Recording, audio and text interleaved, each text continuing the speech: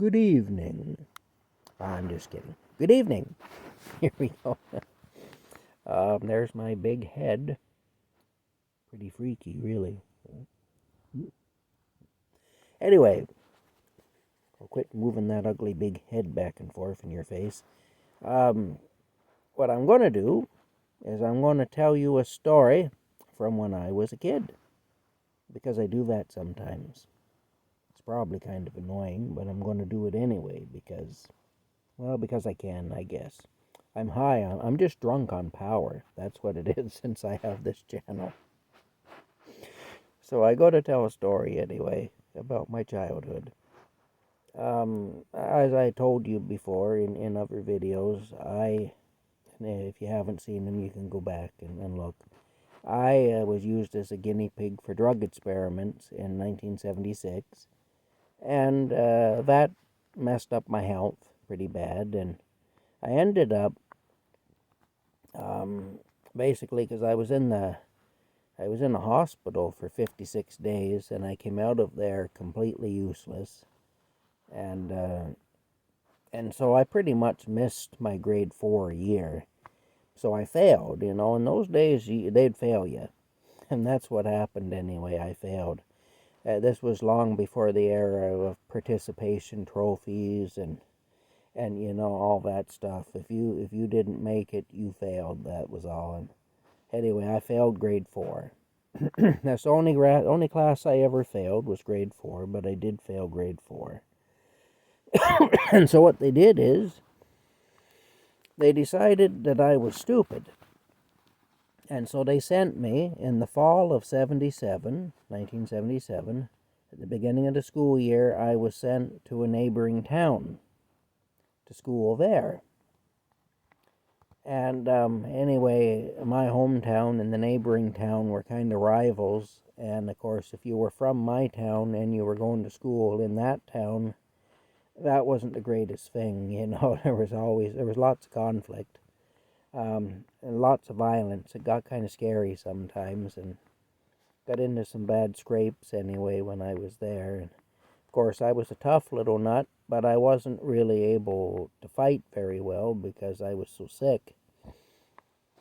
It really messed me up. What they did to me with the drugs really messed me up. Anyway, I was there. What they did is they sent me to this school because they had what would be called a special education class, I guess, because they decided I must be stupid because I failed grade 4. And they used to call it the Ox Squad. That was the unofficial name for it. And that's where I got sent anyway, was to the class for all the ones who were regarded as being slow-witted and all that stuff. Anyway, I was in that class for half a day, and the nun who ran the class, a nun by the name of Sister Yvonne Patre, she kept me in at lunchtime, and she says, she just says, "What are you doing here?" And I said, "I don't know what you mean." And she said, "Well, why are you here?" And I said, "Because they sent me." You know, this is where they sent me, so that's why I'm here. And she says, "Well, you don't belong here. I'm going to get you into a regular classroom."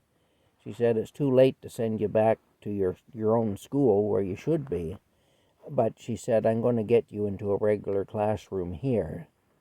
Anyway, I ended up there for 2 years. She did get me into a regular classroom. She told me I'd have to come back for help with my math because I wasn't good at math. But she said, "Otherwise, you don't need to be in this class." So that was it. So I was integrated with the other kids anyway in this school for 2 years. But the story I want to tell tonight is a story about a classmate of mine when I got into the regular class. And really nice fella. Everybody got along with him pretty well. He wasn't a jerk or a bully or anything like that. Just a nice young guy.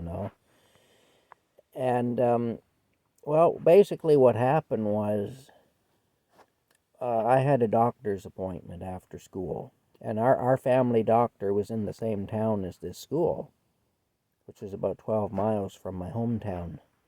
So the way it was anyway, I walked up to the doctor's office, and then I waited outside for my dad to come and get me. And I knew he was coming, I think at 5 o'clock or something like that. I knew that, so I waited outside for him. This would have been in the fall of 1977. Anyway, the doctor, he was an awful butcher. He really was. He was a terrible doctor. And I remember sitting in his waiting room different times, and you'd hear awful screams coming out of the examining rooms. And then when they'd take you in there, they hadn't cleaned up from the last patient. And they had those agate ware basins, those porcelain type, enameled steel type basins they used to use in hospitals and whatnot. And just full of bloody gauze, and there'd be blood on the examining table, and it was bad anyway. There was one time I was sitting in the waiting room there, and I heard this awful scream. This sounded like somebody was being murdered up the hall, It'll just scare you half to death, because you had to go in there then, So, anyway, after a little while, this young guy comes out. He was a great big young man. He looked to be about 20 years old, and he looked like a construction worker. Very, tall and just wide in the shoulders and all that. Very muscular. Just a real tough-looking man, really. Just a real strong, tough-looking young man. And he was hugging himself. He was actually like that, with his arms up like that, and he was crying. He was just shaking and crying and hugging himself, So I don't know what they did to him, but I heard the scream, and whatever they did to him reduced him to that anyway. So I was next to go in there, and I was scared, I'll tell you. But that's just how things go sometimes. And in those days, that wasn't uncommon anyway. We dealt with situations like that a lot, where you'd just be beside yourself with fear, but you had to face it, and you did, and it'd be all right anyway. We all survived, or at least most of us did. But anyway, this one night, I go to the doctor, and when I come out of there, I'm waiting for my dad out on the street in front of the doctor's office. And this fella that I was talking about, this classmate of mine, he comes walking up the street, and he's got a burlap potato sack. In those days, it wasn't unusual for, if you bought potatoes in the grocery store, they used to come in a burlap sack. You'd see them sometimes in a paper sack too, but oftentimes they would be in a burlap sack. Anyway, that wasn't unusual back then. So he had this burlap potato sack, and he was kind of hefting it up because it was heavy, and you could hear the clanking bottles inside of it, full of bottles. And anyway, back then you could take your pop bottles back to the store and you'd get a refund. I think at that time a regular single serving type pop bottle was worth a nickel. But he had a bag full of them anyway. And we stopped and we talked for a few minutes there on the street. And I asked him, I said, "What are you doing with the bag of bottles? What are you doing with the bag of bottles?" I says there, with the sack of bottles. And he says, "Well," he said, "I just a few more, Tom, and I'll have enough money to buy my supper." What he was doing is he was going door to door asking people for their empty pop bottles, and also going through garbage cans, picking them out of garbage cans and whatnot. And he was trying to scrape enough money together to buy his supper that night. And that's how it used to be for a lot of kids, eh? And my childhood wasn't easy, but obviously I was used as a guinea pig for medical experiments. That wasn't an easy thing. But I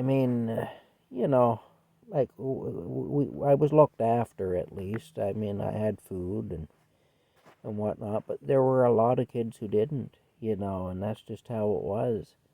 And here my friend there from school, he was going around picking bottles in order to scrape together enough money to buy himself a meal so he could eat that night. That really made me think, makes me think now, really. But that's how things were, and I mean, I'm sure that sort of thing still goes on.